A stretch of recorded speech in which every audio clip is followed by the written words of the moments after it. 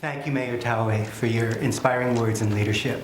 I have the honor of introducing our guests. My name is Robert Croonquist, and I'm thanking the Japan Society, Kazuko Minamoto, and Kathleen Sullivan for their leadership, Kathleen and her leadership in disarmament education.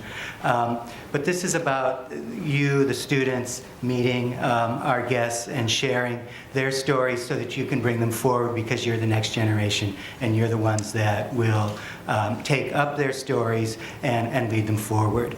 I'd like to acknowledge those schools that are here. East Harlem Young Women's Leadership Academy, where are you? All right. The Marble Hill School for International Studies, all right. New York Harbor School, all right. I don't think the Eagle Academy has arrived yet. They have a long ways to come in from Brooklyn, so when they're here. And is the KO Academy here yet? All right. And a special thanks to the New York I School. Where are you? We visited you before, and some of your students were so inspired by what they did that they did performance at the United Nations just a week ago. So if you transform what you hear today into action, you can really make a difference. The people at the United Nations were really inspired by what the young people had to say. It's a very exciting time to be involved in nuclear abolition, that is, getting rid of all nuclear weapons, because there have been some significant changes. The Marshall Islands last week filed a suit in the International Court of Justice against the 9 countries that have nuclear weapons for their failure to negotiate in good faith to abolish nuclear weapons in the world.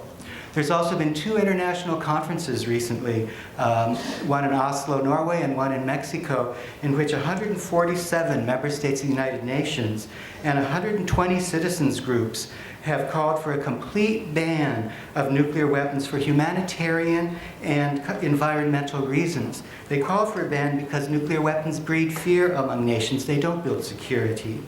They have the capacity to destroy all life forms on Earth, all complex life forms on Earth.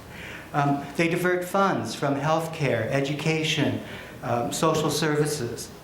And finally, before I introduce our guests, I'd like you to close your eyes for one moment. Just close your eyes and think of all the people, places, and things you love most in our world. So close your eyes for a minute.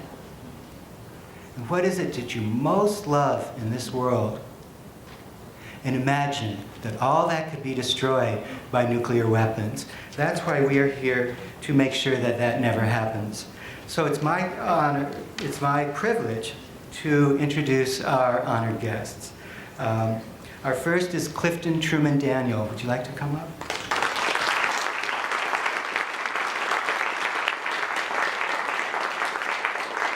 Clifton is the grandson of U.S. President Harry Truman, as was told, the only person in history to order the deployment of nuclear weapons on a civilian population in times of war.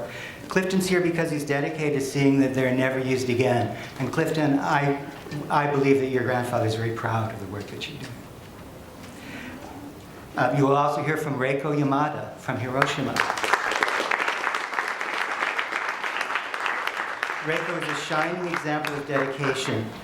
Since the atomic bombing, she's devoted her life to working in Japan to assist atomic bomb survivors with the lifelong health consequences of radioactive fallout. She also works on the global stage for nuclear abolition and will be speaking at the United Nations later today. It's also my honor to introduce Michio Hakaria.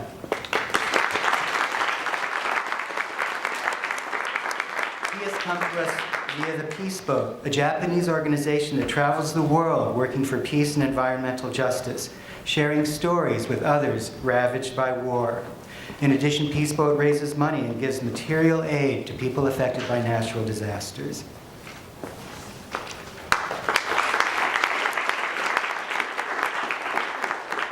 We believe that you have the right to know about the world that you live in, and that all people should commit themselves to abolishing nuclear weapons that could destroy life on Earth as we know it. And this is why we do the work that we do. Go to the website of the International Campaign to Abolish Nuclear Weapons, icanw.org, and learn what you can do. So take action now. So let's get to work, and our first step is to hear what our honored guests have to say.